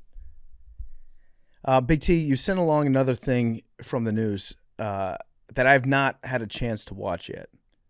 Chuck Schumer will comment on this weekend's shootings as soon as he's done glazing Josh Allen. Go click on the video and play it. Okay. It's sad, but it's very funny. And of course, I'm going to say a few words about the terrible shooting in Sydney, Australia. Okay? So, and first, of course, as I always say, no matter what, go Bills. They beat the Patriots today. It's a big deal. And Chuck, is this how he always starts every address? I don't know. Is that better or worse than the burgers? What do you mean? When he put the cheese on the raw burger. Oh, yeah. I'll get to the shootings in a minute, but first, go Bills. Yeah. This might be the way that he starts every address because it sounds like that's what he said. Chuck, what is it that you'd say you do here? I mean that sincerely. Sincerely, what does Chuck Schumer do besides just make everybody pissed off all the time? Are there Chuck Schumer stands out there that I'm not familiar with? Yeah, they're on like CNN and shit. But why? I think that there's a large swath of like older establishment Democrats that like love status quo. Yeah. and so they're like, I like the way things are. Yeah. And let's keep it like that. And I'm gonna sabotage any progress to stay right the fuck here. Let's not upset anybody. They're I'm going to fight ruffling us. feathers. I don't want to be like a racist, but I don't want to like fight against it. Like, fuck that. In theory, Right. I'm against racism. And then I seen this one tweet one time. He said, I'm not racist, but I'm this close. He said, when I'm this close to racism. But, sometimes in traffic, Man. yeah. Chuck, somebody get Chuck out of the paint. Get him out of here. I'm cool. Get him out of there. Get him out. But first, go Bills. I do agree with the Go Bills part of that address. There was another thing that Big T sent over. I'm fascinated by this. Apparently, the entire eastern United States is an island. I'm curious on your thoughts about this. You have to include a little bit of Canada. Right? Because you got that's the St. Lawrence River, right? I think so. So that goes down above New Brunswick. It goes down through Montreal, flows through the Great Lakes, Erie, Ontario, Huron, and Michigan. And then there's a river in Chicago that goes into Lake Michigan. That river then connects with the Mississippi River, which flows down to the Gulf of Mexico. Please don't dead name. Is the United States, is the eastern United States an island? It appears by the definition, does it have to be one contiguous body of water surrounding a landmass to be an island? But if the water flows into other water, it's all water. It seems by the technical definition that yes, from St. Louis and New Orleans over east. Could you then say that North America in its entirety is an island? Because you've got Arctic Sea at the top, you've got Pacific Ocean. Well, because there's 70% water, technically every continent's an island. No, but if there's one piece of water that is not an ocean, like the Panama Canal, Arian, you're familiar with that? Like the Panama Canal, it separates all of North America. Is South America an island? Every continent is an island if you take it macro scale enough. But yeah, which part of America would I live in? What kind of American am I? Am I outside the river? Where does the river connect and where does it flow? I need to look at a map of Chicago to figure out if I'm on the island, if I'm an island boy, or if this is I'm a West Coaster. So since we're west of the Chicago River, we're actually not part of the island. Yeah. We might be mainlanders. Let's see, where does it flow? There it goes. I mean, you know where the Chicago River is. I do. I just didn't know. Yeah, we're mainlanders. Yeah, so we're on the West Coast. So O'Hare, that's on the West Coast, and Midway is an island airport. That's pretty crazy. It did blow my mind when I looked at this. You never think of it like that? No. Have you been to Midway? I have. Do you like it? It's fine. Bad airport. Bad airport. Sounds like you're disciplining it. Yeah. It is a bad airport. Oh, I love Land those really planes. Bad airport. I hate O'Hare. See, I find O'Hare to be perfectly acceptable. No. Me too. I've never waited more than 2 minutes in security. I've never waited more than 2 minutes in security in Midway. Midway's got a lot of Southwest. Yeah, that's what I fly out of there. Oh, by the way, I thought of you, Big T, on my way to Panama. Go into the country, boom, stamped my passport. Really? Yeah, and I thought it was, I don't know the rules. Like, when do you stamp and when do you not stamp? Because I have some stamps and I have some not stamps. I don't know. I think you can always ask for it, but they don't always do it on their own.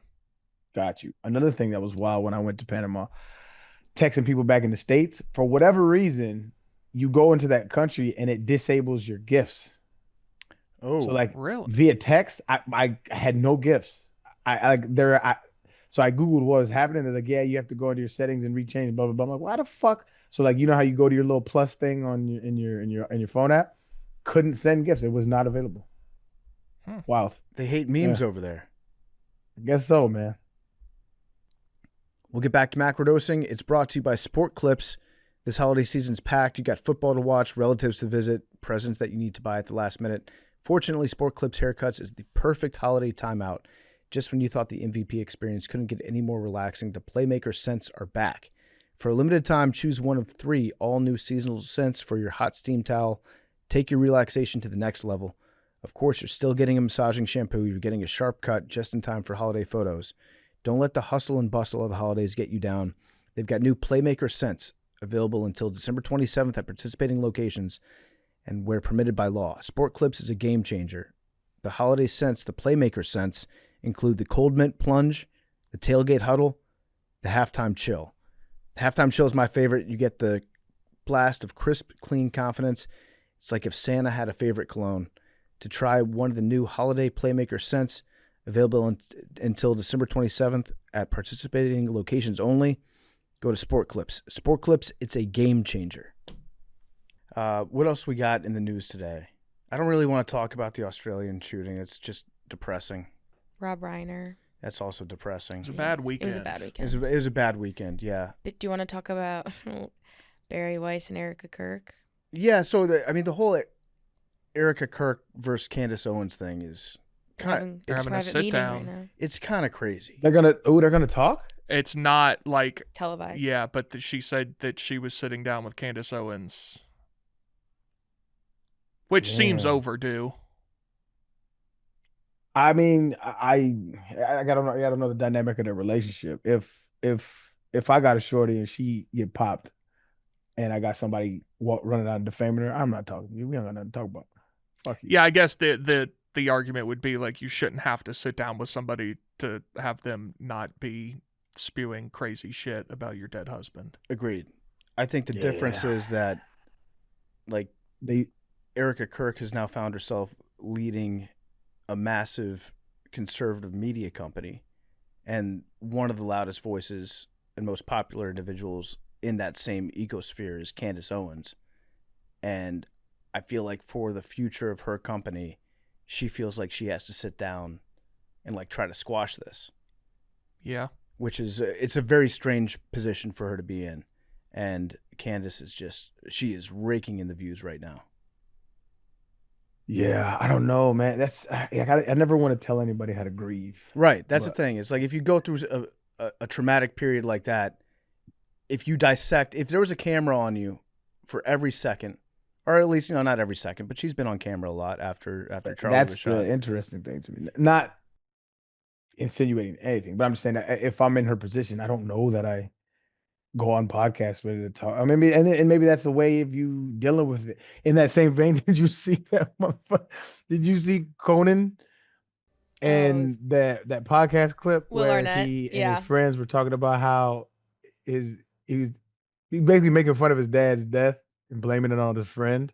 I'm gonna butcher it, paraphrasing it, but it was hilarious. He was like, "Yo, this is how I grieve," and he was basically just explaining. So people that hasn't seen it, Conan got a friend. He was like talking about how he just lost his dad, and his friend said sorry to hear that, and then Conan jokingly said, I forget his name's like Arnett or something like that. He goes, Will Arnett, yeah, I think what is his name? Well, Will Arnett was the one he was talking to. Jason Bateman is the one that they were saying is the They killer. blamed him. Yeah, okay. So he said, yeah, I think Bateman killed him. And he's like, what? Yeah, Bateman killed my dad. And then later on, Bateman heard, and he was like, I heard you're on to me. And then it was like a funny exchange. And then his mom died like 2 days later, which is very sad. And then I think Arnett, the Arnett guy goes, Bateman's looking for your sister. Yeah. So will you give, and then Conan hits him back and says, yeah, here's her address. Tell him to make it look like a robbery. So it's like extremely funny. And like, I think you have to have a really dark sense of humor to understand it. That's like how I grieve like that. Like when something happens like that, I laugh and I joke about it because it's the only way I've known to grieve. And so everybody has a different way of grieving. Like, so it's interesting. But that I type in Conan grieving with friends or whatever on their podcast. One of the funniest things I've seen on the internet. Yeah, it is good. But yeah, with the Candace stuff, it's like Erika Kirk has found herself in a spot where now she's leading the media company, and so she's put herself on camera a lot. As you're grieving, people are going to dissect whatever it is you do in front of a camera. If you're not grieving enough, they're going to have judgments on that. If you're grieving too much, they're going to be like, you shouldn't be in charge of this company. The way that she's handled it through her whatever PR or crisis management that's been advising her has done a pretty bad job, to say the least. But now I don't think there's no correct way. Like, I'll never judge how somebody else grieves. Right. I just know how, like, if what would piss me off is people talking about my loved one, right? And so and I know, and he was such a polarizing figure, and there's no way you're getting around it. So there's no way I'm doing anything online. I'm not reading anything. I'm not logging on anything, just to get away from it all. Like, but it's tough. You got to do what you got to do. Yeah, so they're having a powwow. But yeah, Erika sat down with Barry Weiss, she's got a lot of fans, right? I can't name one. Yeah, why Barry Weiss? Why is she doing whatever it is she's doing? I was actually about to ask you the same question. I don't know. I don't think she's ever had, like, when she was at the New York Times. She was an op-ed writer. She was an op-ed writer, and she's a writer, not a journalist. yeah, nobody really particularly loved her, but I guess she drew a lot of hate clicks because she was more on the conservative side.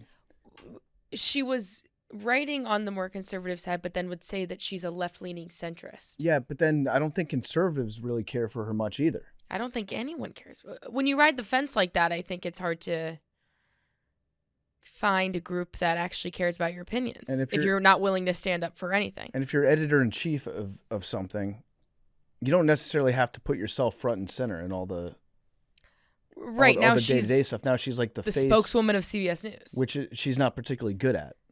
That's also true. And I find her to be an awful interviewer as well. Yeah, I would agree with that. And I don't understand also why CBS News thought this was a good idea for her to take over. Candace is just crushing everybody, though. She's dominant. How many views is Candace Owens getting on like one episode? She's dominant. My worry as a fan of Candace is I fear that this it might be taking her eye off the ball on whether or not the French First Lady is a man. Yeah, She where are we at is. with that lawsuit? That's a good question. I don't know. But this is her new thing now. She might just be like, "Hey, Judge, that's so last I moved year. on. I've moved on. Like, why are you bringing up old stuff?" So what's her current claim about Charlie Kirk's death?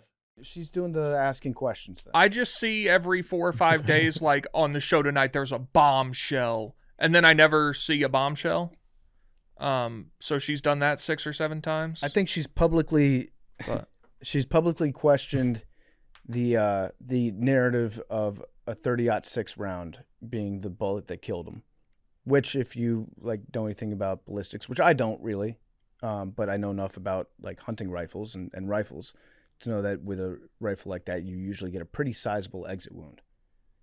But where I differ from what Candace is saying is that, like, every time you find out stuff through the news, or even sometimes from the people that are doing the investigating of something that just happened, they get shit wrong all the time. And so just because like one person said 30-06 round doesn't necessarily mean that there's not different types of 30-06 rounds that are less likely to leave an exit wound. And people screw stuff up all the time during breaking news. And so if you hear something reported about, he left the rooftop wearing this, or he had this backpack, or he threw the gun off fully assembled. Oh, it wasn't assembled. That's usually explained just by people getting stuff wrong. And you don't really get the full story usually until the investigation's done. That's what I think she's getting most of her stuff from, is like pointing out inconsistencies from different reports that have been issued in the immediate aftermath. But I don't know, she's raking in the views. Was she the one that brought up the Egyptian planes? Yeah, then there's that. And it's stuff that, like, if you're not an expert in it, you don't really know how to explain it. And there's a lot of stuff that sounds suspicious that once you talk to somebody that knows what they're talking about, they're like, oh yeah, that makes a little bit more sense now. But there's a lot of people that are now just at each other's throats on the right because you either have to put your support behind TPUSA or you put your support behind Candace, and then it gets into a whole Ben Shapiro thing. And there's a lot of people out there that are making money based on their opinions and being, drawing the most attention to themselves. And sometimes in a situation where you're dealing with facts, it's sometimes the people that are saying the most facts that end up not getting the most views. But there was a very funny graphic that I saw. There is a Big T. Have you seen the TPUSA Summit? No. The lineup for this? Yeah. I did glance at that briefly. America Fest. I would love to edit some people into this picture. Look at that lineup.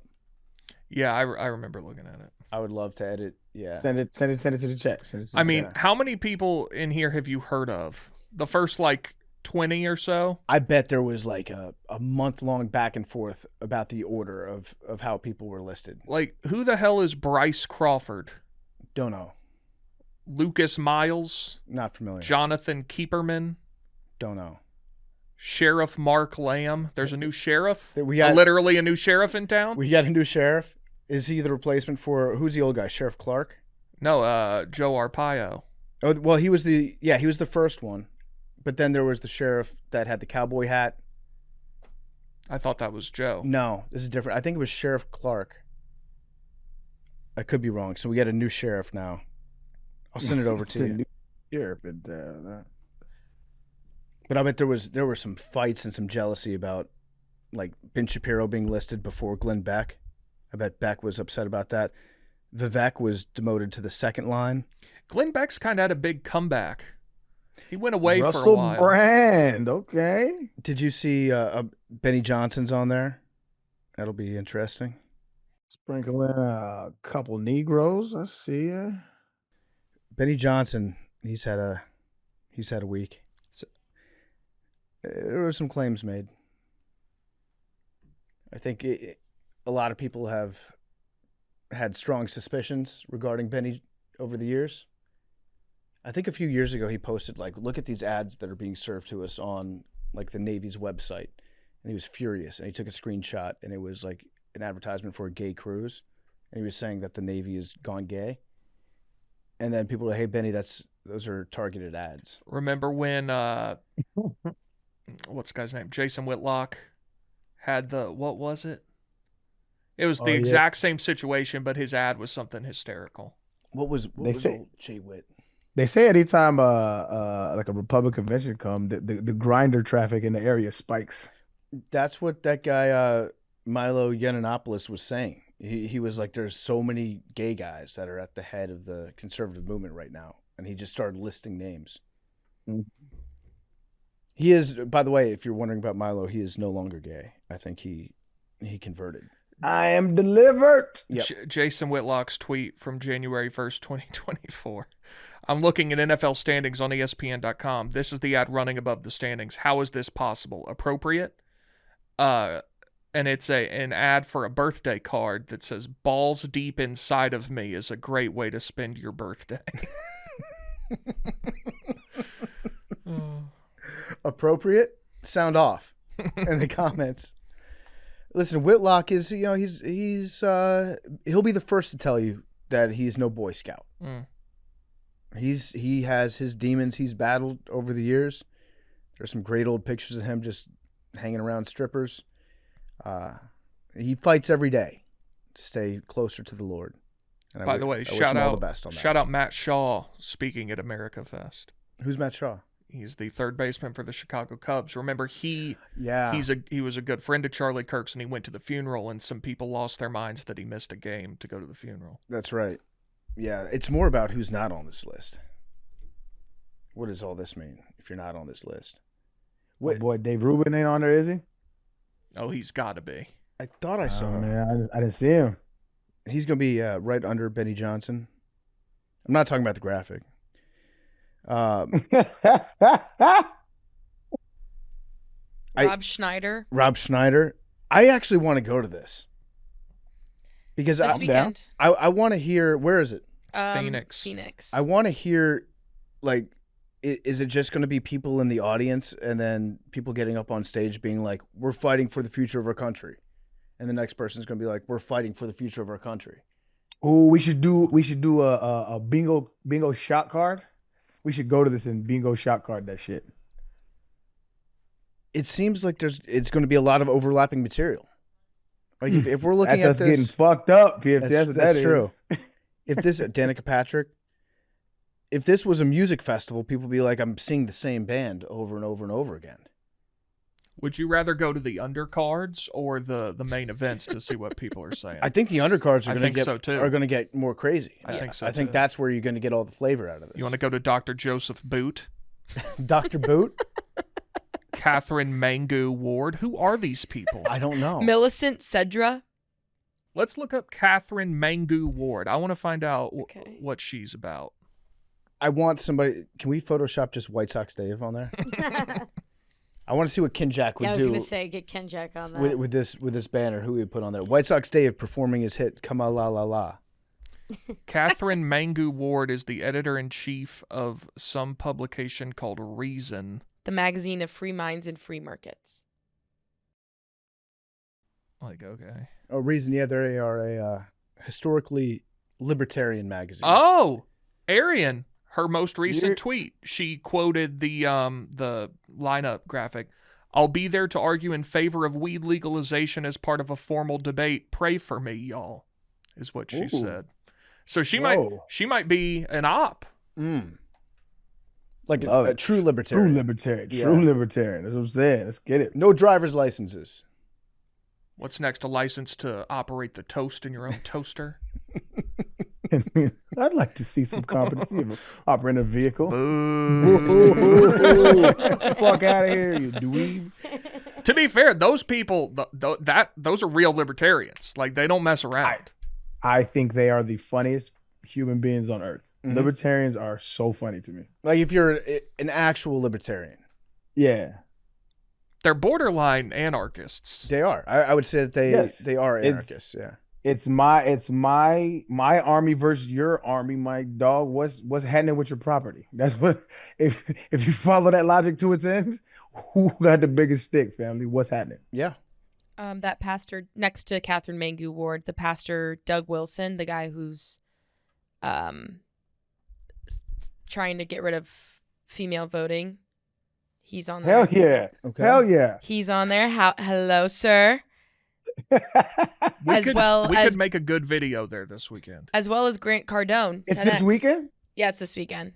Oh, I'm literally, I got to go to Phoenix tomorrow. You're in Are Phoenix you serious? tomorrow? Yeah, I'm in Phoenix tomorrow. It starts Thursday. I'll come meet you there on Thursday. If y'all are down. I got to go to New York this week. I got a concert Friday? on Thursday. It's on Thursday? Yeah. We're playing at the Racket. Arian, I'll come on Thursday. Are you going to be there Thursday, Arian? Yeah. Oh, I was going to leave Thursday. Let's look up the schedule. Yeah, we got to get you guys on the ground for this. I would love to see the two of you covering this. That's hilarious. That Thursday night, right? I mean, we only need to be there for 6 hours. We get enough content. Agreed. So do you have to buy tickets for this? Yes, I believe so. How does this I'm work? looking at Media Row. I'm buying tickets. It's nothing. Hold on, Amfest. Oh, we do Media Row, baby? Are they going to have Media Row there? Or I assume they've probably... I mean, this was put together, like, pretty recently, right? We are on a wait list. Oh, applications are closed. Yeah.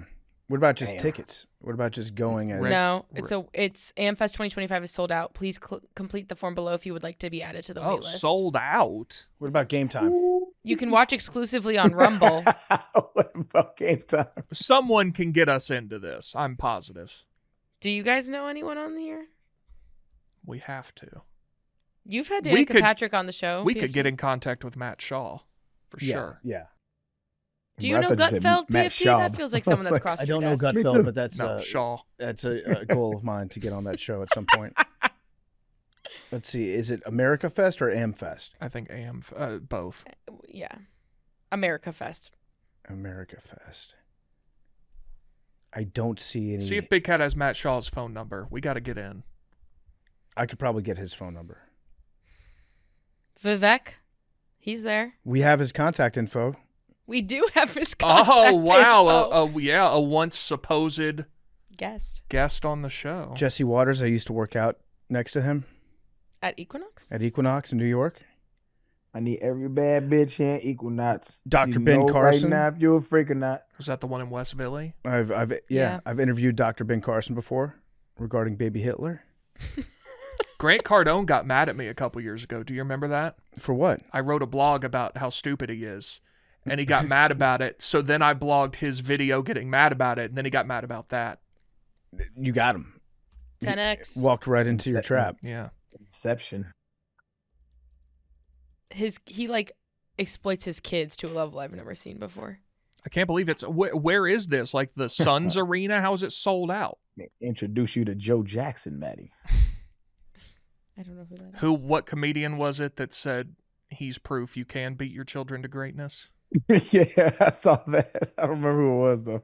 Joe Jackson was Michael Jackson's father. Father, yeah.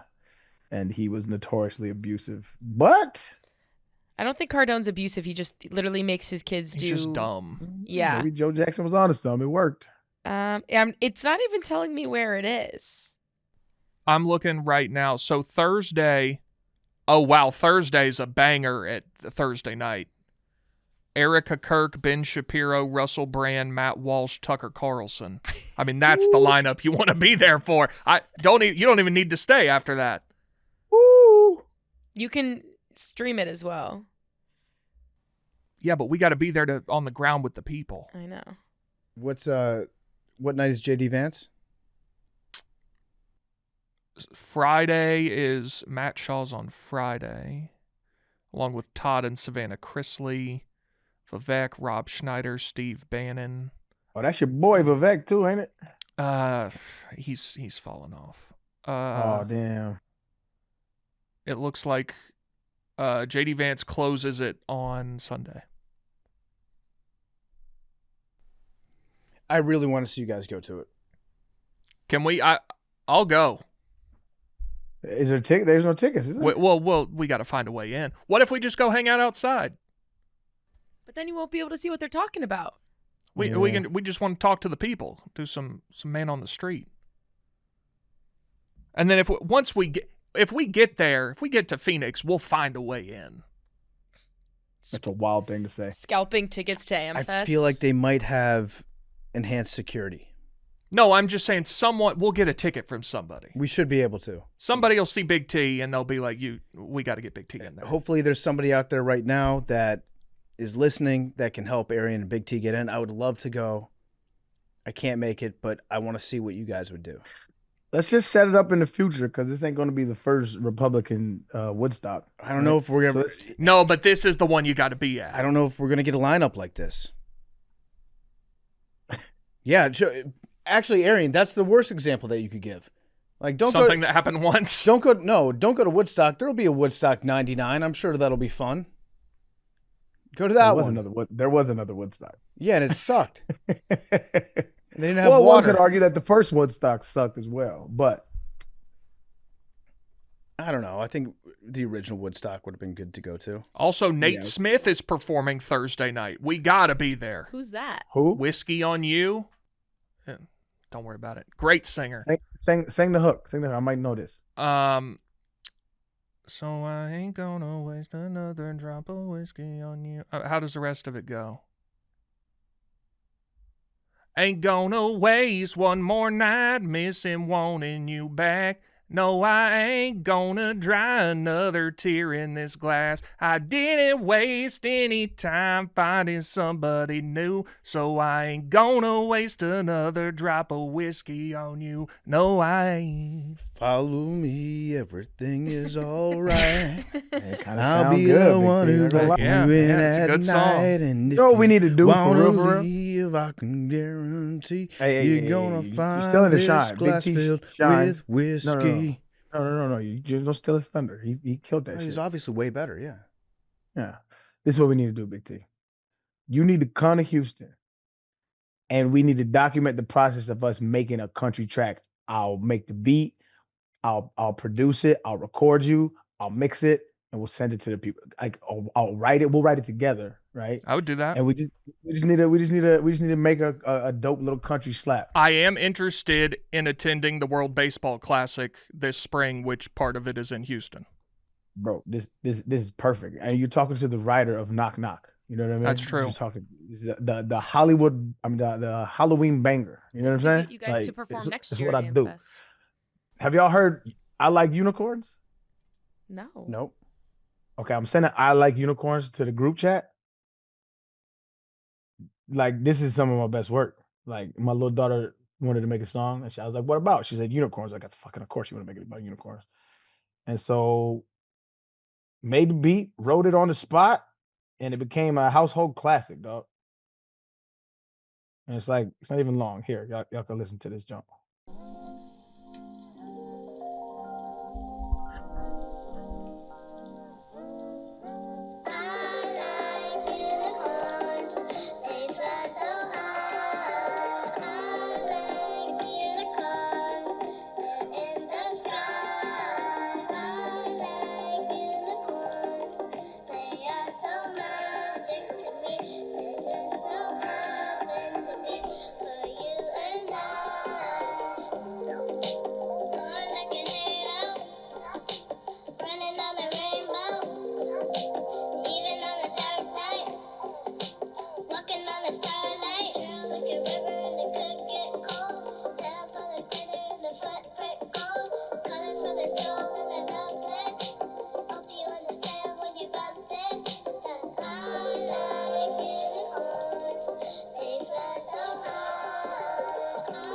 Can I ask a question? You wrote this song? Yeah. Can you pause it real quick? I might. Do unicorns fly? Yeah. Yeah, dude, they're Of magical. course they Are we sure about that? They fucking fly. I think They're that's magical. They're magical. Is that not a Pegasus? You think about that's a winged horse. Unicorns have wings. You think unicorns just walk around? Unicorns do not have wings. Unicorns can have wings. I don't believe that to be accurate. Am I could be wrong. Am I way off about unicorns? Maddie, Mackenzie, He's fact checking your unicorn song. Traditionally, unicorns do not fly. Is it a Pegasus that has? They are land-based magical horses with a single horn, while Pegasi are the winged horses that fly. So the unicorn just walks around on the land, grazing? I think so. But I would say since they're magical, they can do anything. So Right. What makes them magical? Clearly, we're talking about magical unicorns, though. No, I Clearly. understand. I was just clarifying. What makes them magical? They have a horn. That's That's it. Magic. It's just a horn. Princess horn has unicorn, my horn powers. can pierce the sky. I mean, if you just Google unicorns, like they're all up in the sky, they're in the clouds and shit. You know That what I is true. Maybe they live up there though. But they don't fly. How are they gonna get up there though? That's where they spawn. And then they fall to earth. Well, we've never seen them. I think they just kind of exist in an ethereal land. There's a chance that unicorns at one point did exist. They just didn't make it onto Noah's Ark. Yeah, like the narwhal of the land. They are the official animal of Scotland. Unicorns, yes, this is true. Yeah. Fun fact. Arian, I think though we should make a song that's kind of like what Big X the Plug does now. It's a country song, but then he comes on for a verse. I got bars. All I do is make music, play golf, and be a dad, fam. That's all I do. Yeah, we do a country song, but it's got one rap verse in it. Got you. It's easy. I think we get to we work on that from like the month of January, and then in February I'll come to Houston and we'll do it. Easy money. Easy. I think this is a great idea. I want to hear it. How about you make Yeah. you make the guitar for the country song, right? You write the chord structure, right? And I'll build the beat around your guitar. Okay. Yeah. Fair? Yeah, we can do something like that. Are you Yeah. thinking? Just give me the mood. It's got to be something like, I'm thinking like a little up tempo, like a hype country song, like a. See, I like more. I like a little truck and that type shit. I like a little sadder. I like something with some life experience behind it. Oh, you want some good right? You want some. I like a country song where you can tell somebody's been through some shit. You want depth in the Big T Arian country song. Okay. Okay. I mean, if you were to write a country song, it'd probably be 98 Braves by Morgan Wallen. One of my favorites. I think I've got it. I think I know exactly what to do with this. Okay. I'll come up with the guitar part. Play with some chord structures. Send it my way so I can start building the beat. This is going to be great. Do you want me to put a bass on there, or you want to do the bass? Either one. You can do the bass. I'll trust you to do the bass. I can only do I'm not good at writing bass lines. The only thing is I don't have a bass guitar. I would have to play. It would have to be like a MIDI guitar. I'm sorry, a MIDI bass on a keyboard. Okay. I mean, if you don't. Maybe I'll put down like a scratch bass track, and you can like try to enhance it or do something else if you don't like it. Yeah, we could do like an overlay. Yeah, we'll figure it out. Okay. All right. This is gonna be good. It's gonna be a smash hit, Big T. Hope so. All right. Start thinking of lyrics. Start thinking of content for it. All right. That does it for Nano Dosing. We'll see you guys on Thursday. Big show on Thursday, and then we've got a holiday episode next Tuesday coming out, and no episode on Boxing Day or Christmas Day. Christmas Day is on Thursday. All right. Well, we will see you guys Thursday. Love you guys.